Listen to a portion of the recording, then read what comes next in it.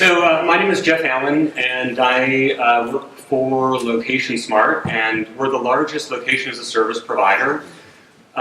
We've got a global reach of being able to locate over 5 billion devices across all the different types of devices and location that we obtain. So we've got a full spectrum of location and identity solutions that we offer.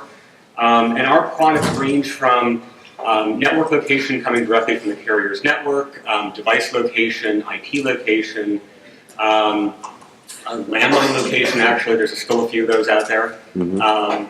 And again, I think as we covered in the beginning, it isn't just about the mobile. It's making sure we can locate everything, mm-hmm. and not just one thing. And really, kind of in the financial space, what we're doing is really working with customers to provide secure location data that can be trusted. We're also providing some new roaming data that allows enhanced intelligence to understand if a U.S. subscriber is outside the U.S., what country they're in, how they're moving around between countries, and using those multi-factor authentication points to really provide better insights. Excellent. Excellent. Good morning.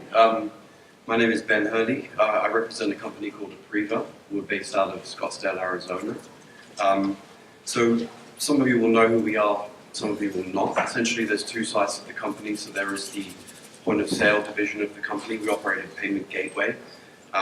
We're involved in payment acceptance in a number of mediums, so from unattended to vending, traditional terminals, mobile point of sale, ISVs, SDKs, and APIs. I am the product owner for the MPOS solution within the company. We're not necessarily a consumer-facing brand, so we're not well known in the space from a consumer perspective, but our customers are large financial institutions, the largest banks in the country here in the US, and we have relationships with some of the largest payment processors here domestically in the United States and internationally. Essentially, I'm basically here on the panel to talk about, based on our customer base, we have a huge amount of data at our disposal, both from a gateway perspective and from a mobile analytics perspective. And location is a primary tenet of how we employ and provide a consultative approach to our customers at Apriva. Awesome. All right, maybe to kick things off, the first question I wanted to sort of get from you is just how are you sort of incentivizing either the institutional data that you're collecting or the consumer data that you're gathering? How are you incentivizing the collection of that data? How are you getting people to give it to you, and what drives that in the first place? So I think we're also an enterprise play, so we don't work directly with the consumers. And so our customers are the ones who are kind of creating that incentive.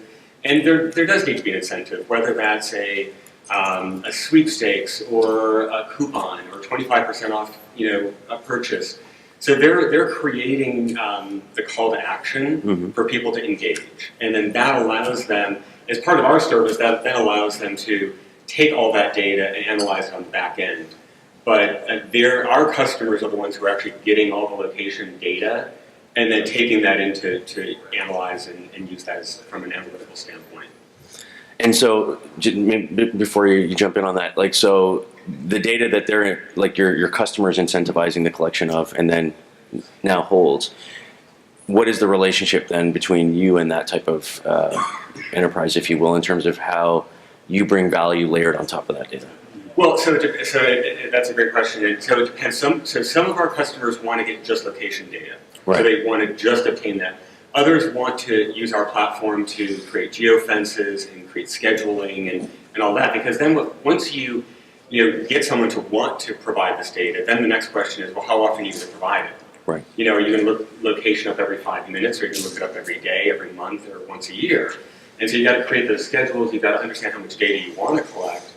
But we're enabling all of the location-centric pieces, and then the customer really has to figure out how they want to take that data.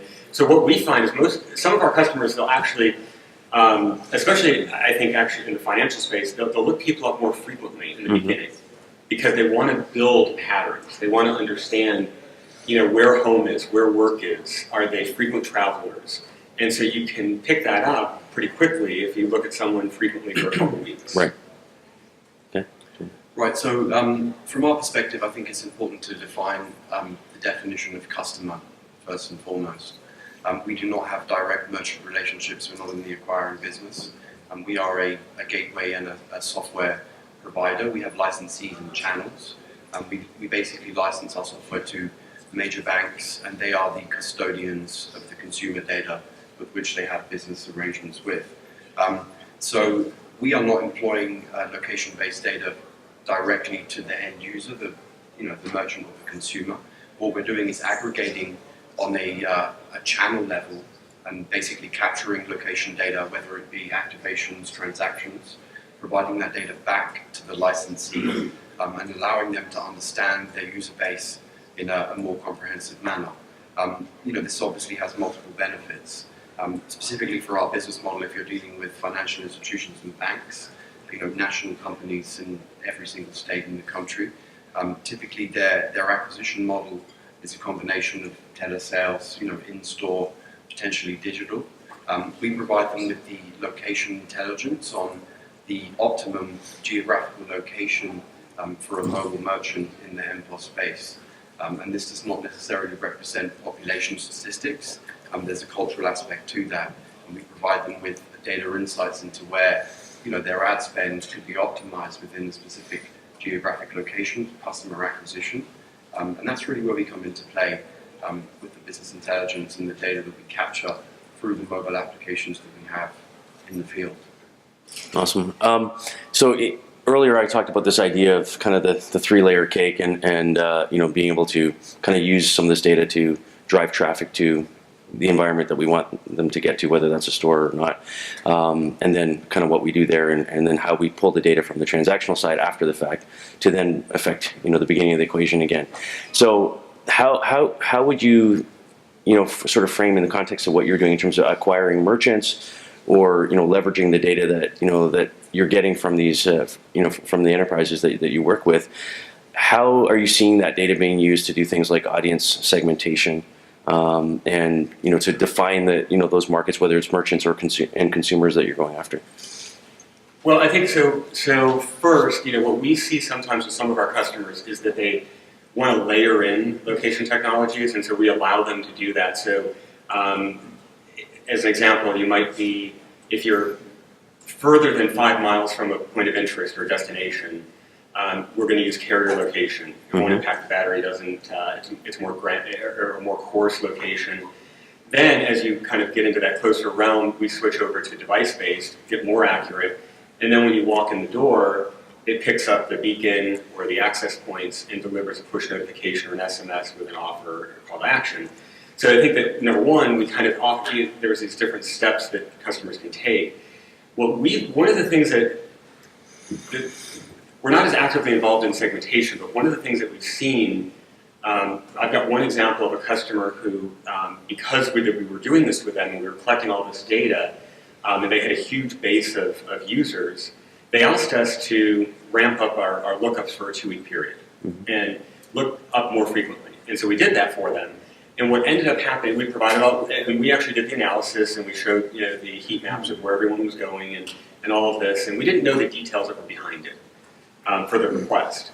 And so we met with them, went through all the details, and what we ended up finding out was they wanted to close a location because they weren't getting enough traffic to it. And they said they wanted to look at all their loyalty users and understand they did direct mail pieces, they did email campaigns at that same time to try to push people to that location.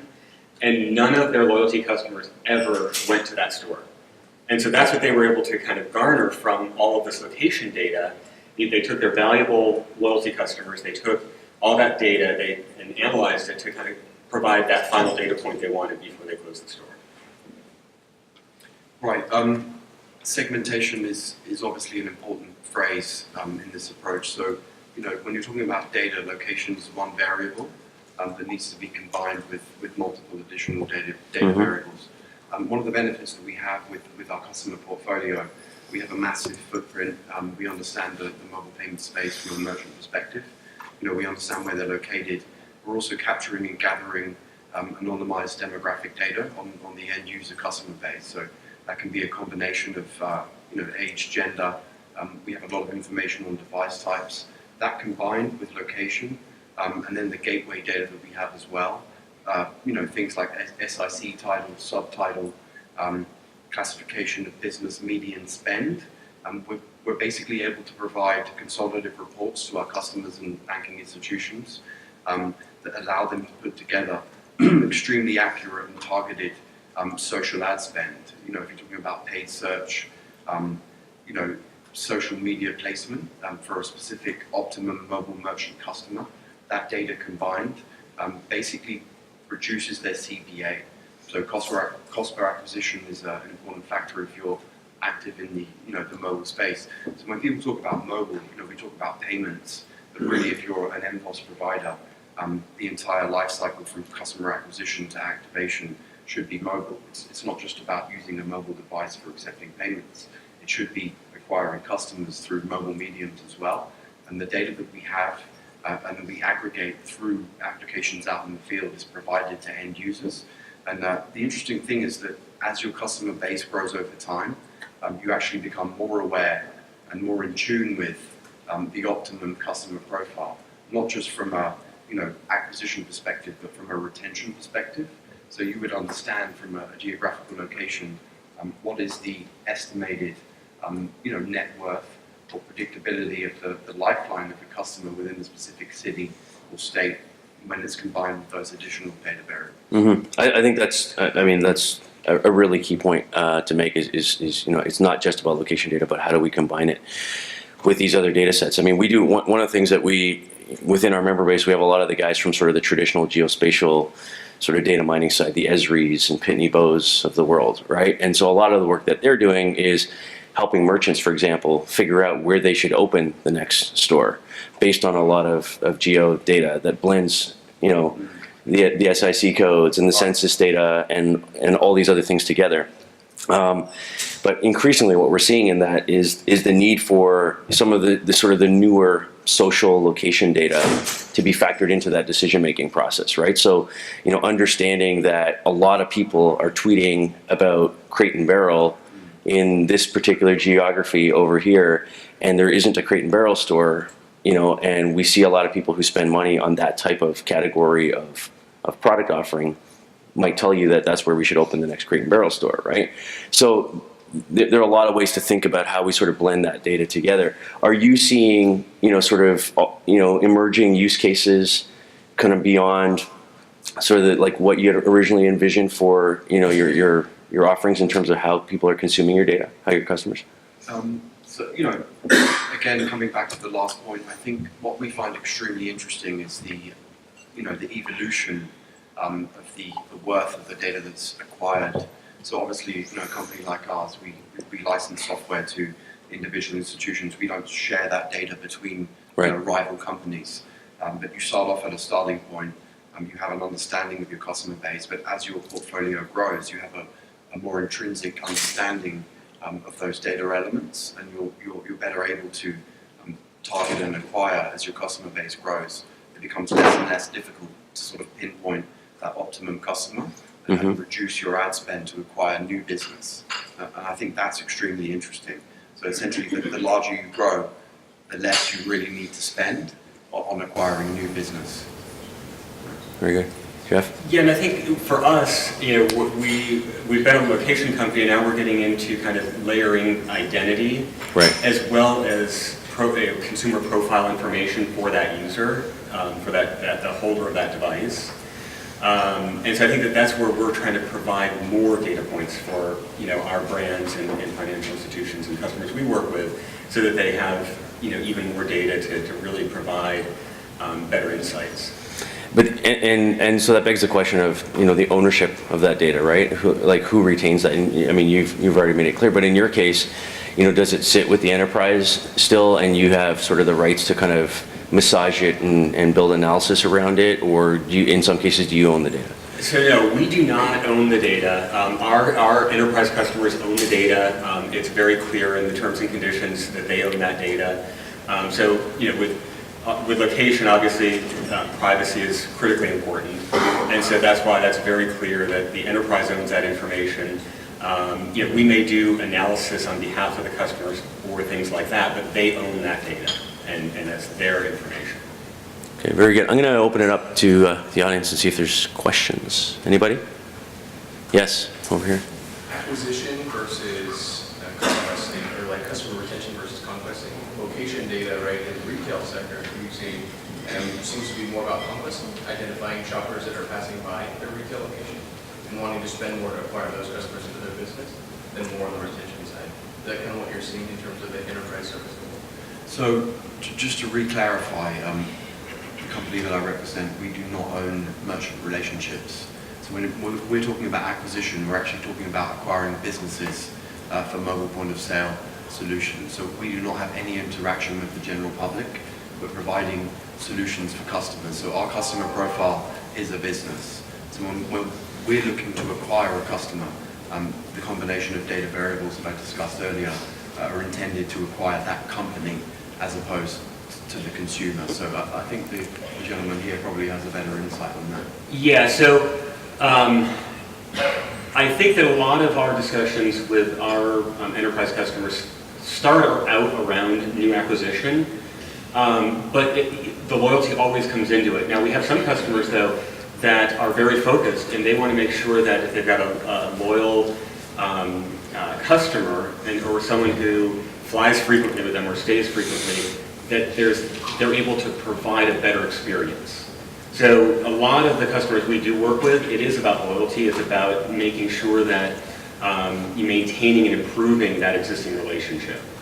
But I think most of the time it starts out with how do I get more customers? That's what enterprises are looking It's interesting. Like, it's a good question, and I would tell you that if you had asked that question 2 years ago, I would have said it's all about customer acquisition. There's a new report that just came out just about a week and a half ago that says for the first time ever now in the use of by enterprise, by marketing retailers, brands, the way that they're using location data has transitioned from that real-time engagement, grab the customer that's nearby, to basically collecting, analyzing, studying, segmenting audiences, blending with other data, and using it in a more passive, targeted way through other channels. That has surpassed the real-time engagement now, as of like a week and a half ago.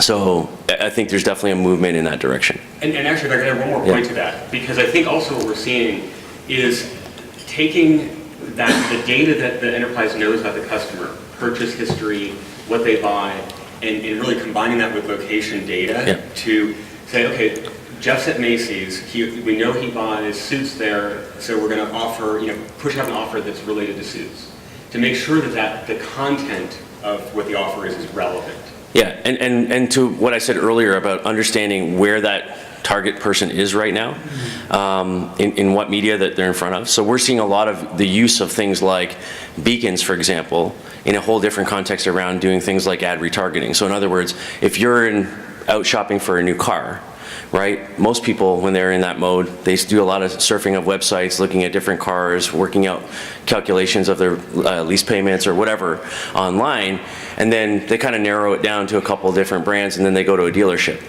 But what you may have seen is when you're doing all that online searching work, and then at the end of the night you hop onto Facebook to catch up and see what's going on with your family, miraculously there's an ad on the side of Facebook for a car, right? Because they're doing traditional ad retargeting.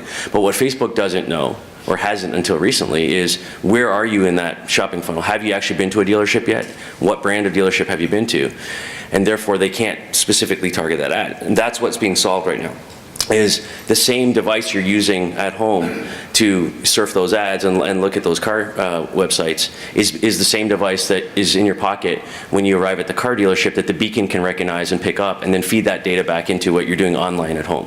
So physical retargeting, if you will, right? And so that's what I'm saying when we're starting to see how the data is being sort of transitioned depending on where the person is. Any more questions out here? Yeah, Michelle. A lot of the work that you're doing here is very good, but kind of human, glue. Is there a way, have you seen any examples yet where you're getting into kind of automated, actionable insights where the data just sends an alert to a store manager and says, go to aisle 3 because the person's been waiting for 5 minutes? So from our perspective, I don't know about that from a retail experience, we've got a couple customers who are enabling that more in an experience, but not a purchasing. So hospitality, knowing that when someone walks in a door, being able to push an email out to the manager, like you said, I think that our platform enables that, so that if your phone pickups a specific access point, we're then able to send an email to someone or a text message to someone, or whatever that mode of communication may be. So we're definitely there, and now people are starting to figure out how to utilize those technologies. Yeah, and like an actual example, we did a project in the UK with Barclays Bank in December last year. And so basically it was launched in partnership with International Day of People with Disabilities. So if you were a disabled person and you had the Barclays app, you registered as such, and then when you walked into the branch, the beacons detected that you were present. It then sent a message to employees at the branch to let them know that a disabled person has just walked in and might need extra assistance. So you're using the data and the beacons in that context as a customer service framework as opposed to a transactional type of engagement, right? Any other questions? I think we're getting close to our time. I have one more question for you, Ben. So when we talk about merchant acquisition, I mean, I think it's very clear how how you've articulated who the merchant is that you're trying to help. But do you think that it's a fair statement to say that, we're not too far away from a future where I'm the merchant and Jeff's the merchant and everybody who has a device in their pocket is a merchant? And how would you address that going forward? I mean, certainly, it's quite an abstract question, but Yeah. Certainly with the implementation of the Visa API, P2P capability for transferring payments between card to card, I think the old model of merchant acquisition and merchant services becomes, not to say obsolete, but a little more opaque. And I think that we're going to enter a stage soon at some point where payment transfers, irrespective of business or consumer, are going to blur essentially, and that's really going to be the optimal market. But we're certainly looking at that. We have a consumer application in the market as well, and the old, I say old, and what I mean is the traditional payments model, the acquiring space. We're actually looking to verify businesses and implement merchant services agreements with them. It is going to change over the next 4 to 5 years, and we're looking at that certainly from a mobile application development perspective. Fantastic. Exciting times ahead, right? Yeah. All right, so with that, if you would help me thank Jeff and Ben for coming up and sharing their time.